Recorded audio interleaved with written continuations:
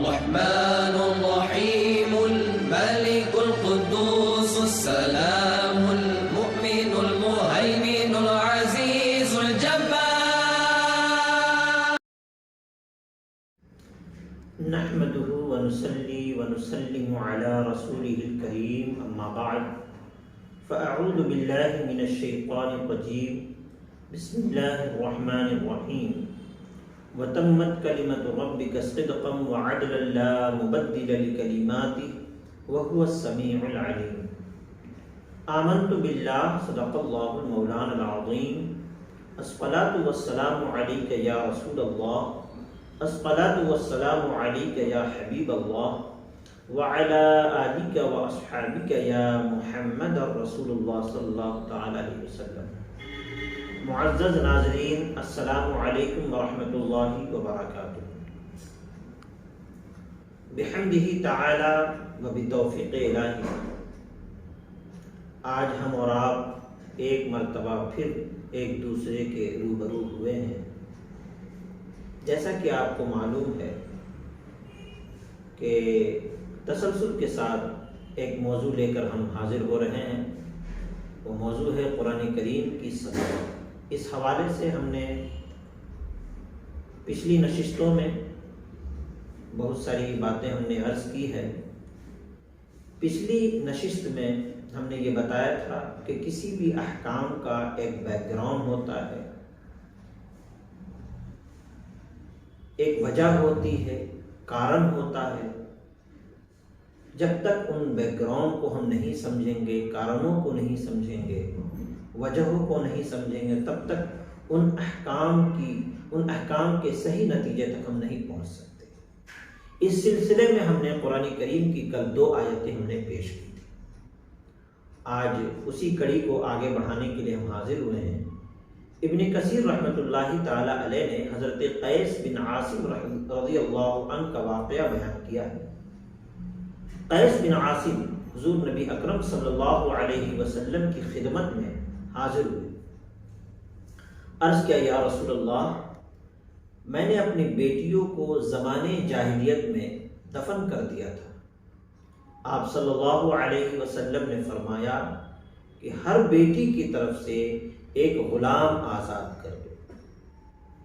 انہوں نے کہا، یا رسول اللہ، میں بہت سے اونٹوں کا مالک ہوں. آپ صلی اللہ علیہ وسلم نے فرمایا، تو ہر بیٹی کی طرف سے ایک اونٹ کی قربانی کر دو. یعنی آقا کریم صلی اللہ علیہ وسلم اپنے اس قول کی روشنی میں پیغام دے رہے ہیں کہ جو تم نے زمانے جاہلیت میں عمل کیا ہے اس کی تلافی خدا کی بارگاہ میں قربانی پیش کر کے کرو اور توبہ کرو. اللہ رب العزت معاف فرما دے گا. گویا کہ اللہ کے رسول صلی اللہ علیہ وسلم نے فرمایا کہ یہ جو تم نے عمل کیا ہے یہ جاہلیت کی بنیاد پر کیا ہے، انسانیت کی معرفت نہ ہونے کی بنیاد پر کیا ہے، اخلاقی قدر نہ جاننے کی بنیاد پر کیا ہے تم نے. تو اسی لیے اسلام اس کا بائیکاٹ کرتا ہے. اس سے معاشرہ پھلے اور پھولے گا نہیں، بلکہ معاشرے میں بدنظمی پھیلے گی. اللہ کے رسول صلی اللہ علیہ وسلم نے ایک پیغام دیا.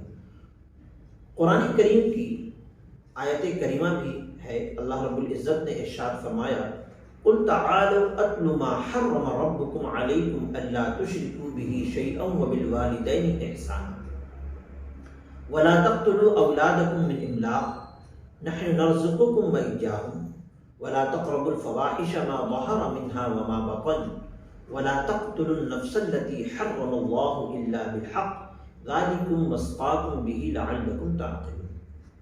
اے میرے محبوب، آپ ان سے کہیے، آؤ میں تم کو وہ چیزیں پڑھ کر سناؤں جو تمہارے رب نے تم پر حرام کی ہے.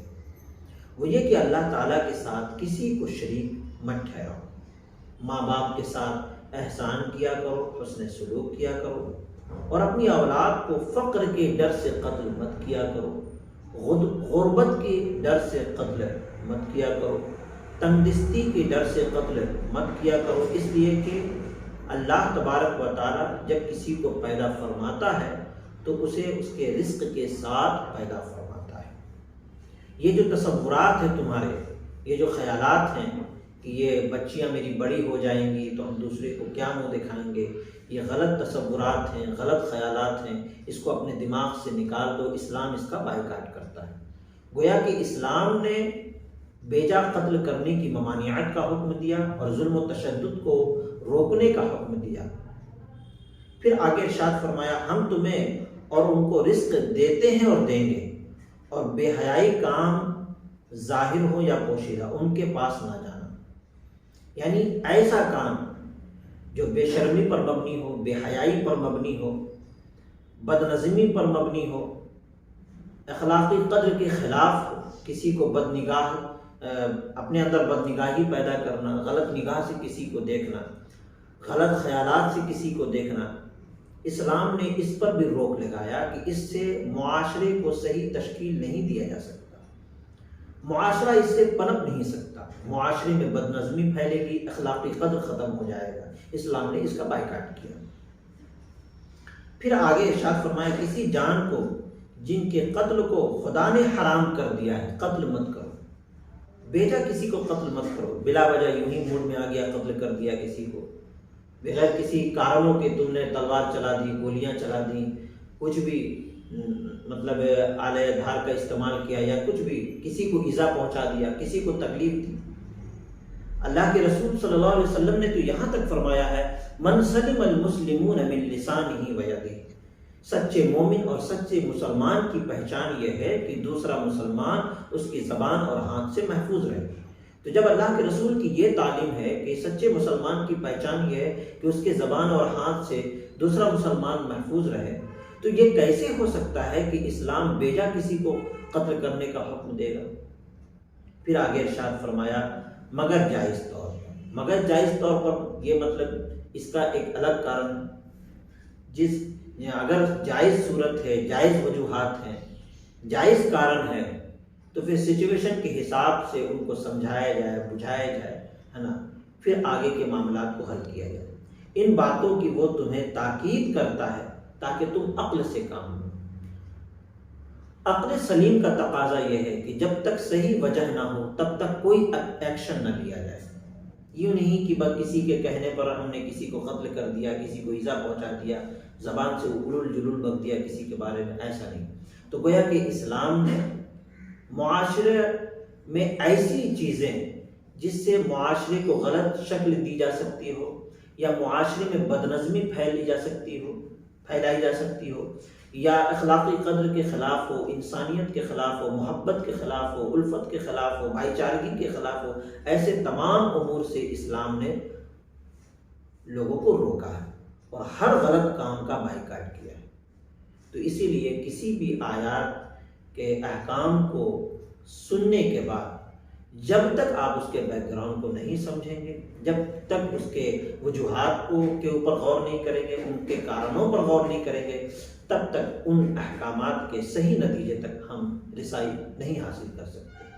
رب العزت کی بارگاہ میں دعا ہے کہ مولا کریم ہم سب کو کہنے اور سننے سے زیادہ عمل کرنے کی سچی توفیق عطا فرمائے۔ وما توفیقی الا باللہ، لا الہ الا اللہ، محمد رسول اللہ صلی اللہ علیہ وسلم، وما علینا الا البلاغ۔ السلام علیکم ورحمۃ اللہ وبرکاتہ۔